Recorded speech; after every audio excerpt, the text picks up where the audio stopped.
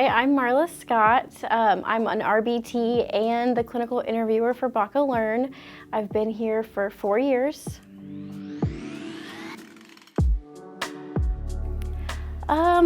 It's overwhelming for sure, but there's people that come in and check on you throughout your session, so we have a lot of support, which was nice. But it's just, you take it slow, you breathe, is what I kept telling myself when I was doing it. Of course, they have everything planned out, like here's what your day is gonna look like, but sometimes clients, they come in and they're not in the best mood, so then that does change the dynamic of the session a little bit. So you are prepared in a sense, but then some things can happen, so then you're not as prepared for what that could look like. But we have cheat sheets that you look at on their clipboards, so that always helped. I learned so much. The training was intense because I've never experienced in it before. It was kind of overwhelming, but the team that we have here was great. I learned a lot. It wasn't what I expected, but it wasn't like hard. Oh, a lot. Like, I'm in constant communication with them. They're great and they're always checking in. That's one thing that I love about BACA Learn. The support that we have is great and my colleagues are amazing. They're always here checking on us. A couple months ago, I was out unexpectedly, which never happens, and I had like 20 text messages, and they were like, "Are you okay? Like, you're always here." And I was like, "Oh, I feel so loved. Like, I'm fine. Thank you guys for checking on me." But yeah, I feel like I have a lot of support here.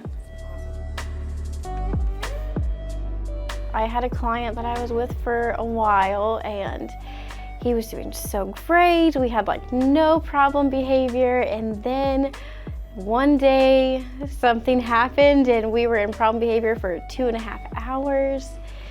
And I just remember like looking at my BCBA going, what do I need to change? Like, how do I fix this? Like, what's happening? And he was like, "No, you're doing everything the right way. Just keep doing it."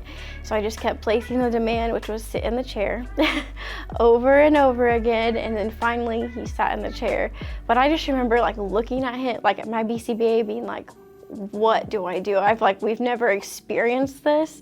And that was the first time that client has ever engaged in problem behavior for that long. It was like almost our whole session.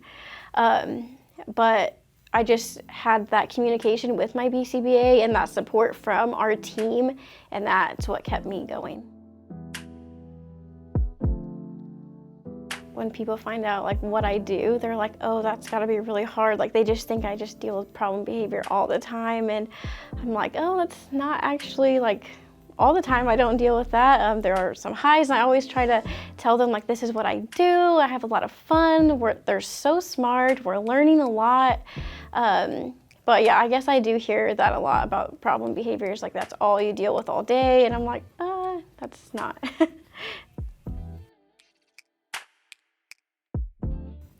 Some things that we work on could be like find the pencil or find the marker, which is something that you're gonna need to do if mom or dad needs to make a list.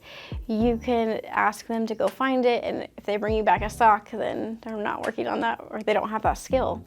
Or waiting. Like I said, they need to wait while they're in the grocery store, or wait while mom and dad run inside real quick, or whatever it may be. Handwriting. Not all clients are gonna need handwriting, but if they are on that track for school, then they're gonna need that to complete their classwork. I know I've heard a lot of people say like when your clients like flap like this, they're like, "Oh, why do they do that?" And my client does that at school, and I'm not changing that. That's just when he's happy. Like, that's just something that he does, and that's fine. No one points it out or says anything. But I have heard other adults be like, "Why is he doing that? Is that okay?" I'm like, "Yes, that's him, and that's fine." But he does it a lot when he's coloring, but he just likes it, and that's just how his brain works, and that's fine. I know one of our other clients, they tap their pencil. It's not like aggressive or not even really annoying at all, but everyone always asks, "Is that okay that he's doing that?" I'm like, "Yes, it's fine." I hope that they could go to school without us one day, or that they can go get a job.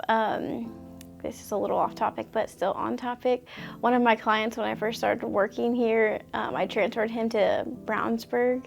And just last week, his mom emailed the clinical director and was like, I just want to let you know that he is now looking for a job. He just graduated high school and now we're doing this. And I was so proud. I was like, that's exactly what we want. We want them to go get jobs or go out into the community by themselves and be able to do that. So my hope is that all the clients can do that.